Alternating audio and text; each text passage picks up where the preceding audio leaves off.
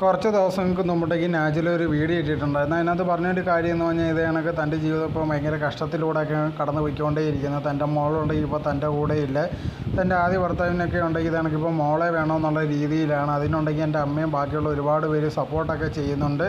അങ്ങനെ എങ്ങനെയാണെന്ന് പറഞ്ഞ് പല കാര്യങ്ങളും പറഞ്ഞിട്ടായിരുന്നു വീഡിയോ ഇട്ടിട്ടുണ്ടായിരുന്നു. അത് കഴിഞ്ഞതിന് ശേഷം കൊണ്ട് ഇപ്പോൾ ലേറ്റസ്റ്റ് ആയിട്ടൊക്കെ ഒരു വീഡിയോ ഇട്ടിട്ടുണ്ടായിരുന്നു.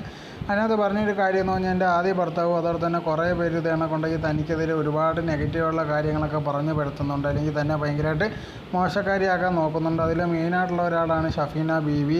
ഞാനുണ്ടെങ്കിൽ എന്ത് ചെയ്താലും ശരി അതിന് എന്തെങ്കിലും ഒരു കുറ്റം കണ്ടുപിടിച്ചുകൊണ്ടേ ഇരിക്കുക. അതല്ലെങ്കിൽ എൻ്റെ മോളെടുത്ത് ഇതേ കണക്കുണ്ടെങ്കിൽ കേസ് കൊടുക്കണം, അല്ലെങ്കിൽ ഇതേ കണക്ക് ഞാൻ ചെയ്യുന്ന കാര്യങ്ങൾ മുഴുവനും തെറ്റാണ്. എന്നെ ഉണ്ടെങ്കിൽ ഭയങ്കരമുള്ള ഒരു കുറ്റവാളിയെ പോലെയാണ് ഇതേ കണക്കുണ്ടെങ്കിൽ മോളുടെ മുമ്പിലൊക്കെ പറഞ്ഞു കൊടുക്കുന്നത്. സോ ഈ ഷഫീന കാരണം ഉണ്ടെങ്കിൽ എനിക്ക് നേരെ ജീവിക്കാൻ പറ്റുന്നില്ല.